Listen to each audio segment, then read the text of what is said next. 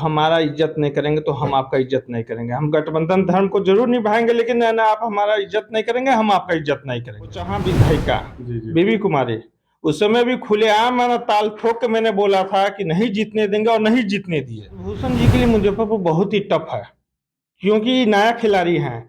नया खिलाड़ी पिच पर जब आते हैं ना, तो इनको अनुभव नहीं है, अनुभव की बहुत बड़ी कमी है। भाजपा के पूर्व विधायक यहाँ के सुरेश शर्मा जी और दूसरे यहाँ के भाजपा के जिला अध्यक्ष रंजन कुमार, ये दोनों पार्टी को डुबाने का काम कर रहे हैं, एनडीए गठबंधन को डुबाने का काम कर रहे हैं और ये दोनों पार्टी को हैक कर लिए हुए हैं। और निश्चित रूप से ये लोग जब तक रहेंगे, यहाँ का पार्टी का भाजपा का बंटाधार होता रहेगा। नमस्कार, मैं मनभूषण शर्मा और आप देख रहे हैं न्यूज फाउंडेशन। 2024 लोकसभा चुनाव के 5वें चरण के मतदान को लेकर मुजफ्फरपुर में कल से नामांकन की प्रक्रिया शुरू हो गई, जिसके पहले दिन एनडीए प्रत्याशी डॉक्टर राजभूषण निषाद ने अपना नामांकन किया, जिसमें एनडीए के तमाम घटक दल जो है उसके बड़े नेता नामांकन कार्यक्रम में शिरकत करने पहुंचे थे। इस दौरान हम पार्टी के राष्ट्रीय अध्यक्ष जीतनराम मांझी भी पहुंचे थे, जिसकी अनदेखी की गई है पूरे कार्यक्रम के दौरान, जिसके बाद हम के कार्यकर्ता और नेता जो है वह नाराज कहीं ना कहीं दिख रहे हैं। क्या है पूरा मामला, हम उन्हीं से बात करते हैं। क्या सर, क्या क्यों नाराज हैं आप लोग? देखिए, हम लोग एनडीए गठबंधन धर्म को निभाते हैं और निभाएंगे, उससे कहीं अंतर नहीं पड़ता है। जहाँ तक डॉक्टर राजभूषण निषाद जी की बात है, हम लोग उनके कोई भी चुनावी कार्यक्रम में भाग नहीं लेंगे। हमारे कोई भी पदाधिकारी या कार्यकर्तागण उनके लिए वोट मांगने नहीं जाएंगे। कारण क्या है, नाराजगी का कारण क्या है? कुछ देखिए, स्पष्ट है, आप हमारा इज्जत नहीं करेंगे तो हम आपका इज्जत नहीं करेंगे। हम गठबंधन धर्म को जरूर निभाएंगे, लेकिन है ना, आप हमारा इज्जत नहीं करेंगे, हम आपका इज्जत नहीं करेंगे। मतलब मोदी जी का आप समर्थन करेंगे, लेकिन स्थानीय जो सांसद है उनकी अनदेखी आप लोग करेंगे? अदम करेंगे। और इससे पूर्व भी है ना, आप देखे होइएगा, हम लोग अनदेखी की हुई थी बोचहा विधायिका जी जी बेबी कुमारी, उस समय भी खुलेआम है ना, ताल ठोक के मैंने बोला था कि नहीं जीतने देंगे और नहीं जीतने दिए। तो आप तो यहाँ के स्थानीय निवासी भी है, ऐसे में आपका भी दायित्व बनता है। तो आपको क्या लगता है कि इस बार आप लोगों का वोट कहाँ जाएगा? नजदीक समय आ जाने दीजिए, वोट सही जगह जाएगा। लेकिन हम लोग हमेशा एनडीए गठबंधन से जुड़े हुए हैं और जुड़े हुए रहेंगे। मुजफ्फरपुर में इस बार जो है अभी वर्तमान सांसद थे अजय निषाद, उन्होंने बीजेपी छोड़ कांग्रेस ज्वाइन किया, जिसके बाद कांग्रेस ने जो है अब मुजफ्फरपुर से अजय निषाद को अपना प्रत्याशी बनाया है। तो कहाँ तक लगता है कि राजभूषण जी के लिए टफ होगा मुजफ्फरपुर? अब राजभूषण जी के लिए मुजफ्फरपुर बहुत ही टफ है, क्योंकि नया खिलाड़ी हैं। नया खिलाड़ी पिच पर जब आते हैं ना, तो इनको अनुभव नहीं है, अनुभव की बहुत बड़ी कमी है। कार्यकर्ता से ही है ना चुनाव जीता जाता है।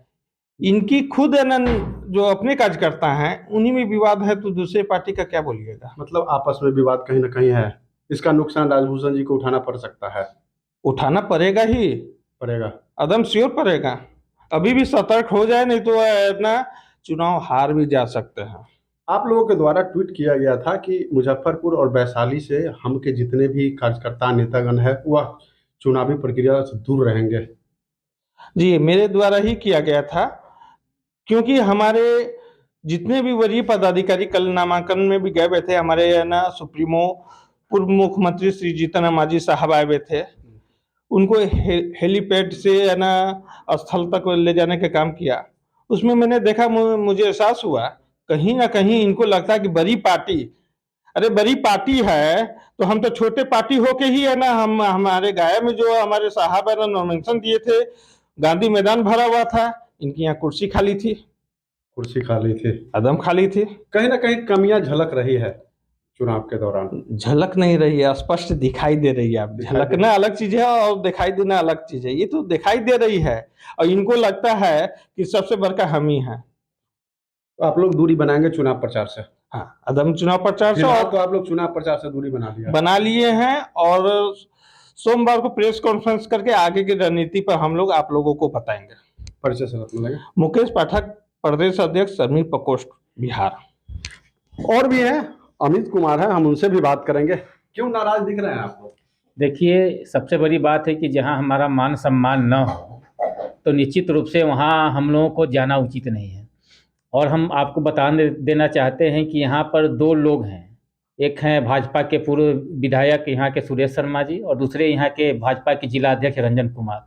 ये दोनों पार्टी को डुबाने का काम कर रहे हैं, एनडीए गठबंधन को डुबाने का काम कर रहे हैं और ये दोनों पार्टी को हैक कर लिए हुए हैं।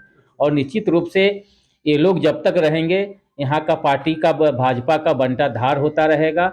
और जब हम लोगों को उस दिन महानगर की बैठक थी, बुलाया गया, हम लोग गए वहाँ पे, तो उनके मंडल अध्यक्ष, कमंडल अध्यक्ष, सचिव, महासचिव, सारे लोगों के लिए जगह था। और जब हम वहाँ पे गए, हम अपनी कुर्सी देख रहे हैं तो हमारे लिए वहाँ कुर्सी नहीं थी। मैं ये युवा का कार्यकारी प्रदेश अध्यक्ष हूँ, मेरे लिए कुर्सी नहीं है। उनके सचिव, महासचिव जो हैं, कमंडल अध्यक्ष, मंडल अध्यक्ष, उसके लिए कुर्सी है। तो आप बताइए, ये बेइज्जती नहीं किया गया तो क्या किया? इस पर मैंने सुरेश शर्मा जी को से बात करना चाहता हूँ। उनका पीए फोन उठाता है, कहता है कौन सी, अच्छा ठीक है, गलती हुआ है तो आप भी बदला, बेइज्जत करके बदला सधा लीजिएगा। तो राजनीतिक हिसाब से बदला गाली दे के नहीं सधाया जाता है, राजनीतिक हिसाब से बदला लिया जाता है। और निश्चित रूप से जो उन्होंने किया है उसका बदला राजनीतिक रूप से ही हम लोग लेंगे। उसका एक बदला हम लोगों क्रेडिट लेने पहुंच जाते हैं सुरेश शर्मा जी अगर 5 गो भूमिहार बनते हैं ना, 5 गो भूमिहार को दिल पर हाथ रख के पूछ लीजिए कि 5 गो भूमिहार उनको मानता है अपना नेता क्या? कोई भूमिहार उनको नेता नहीं मानता है।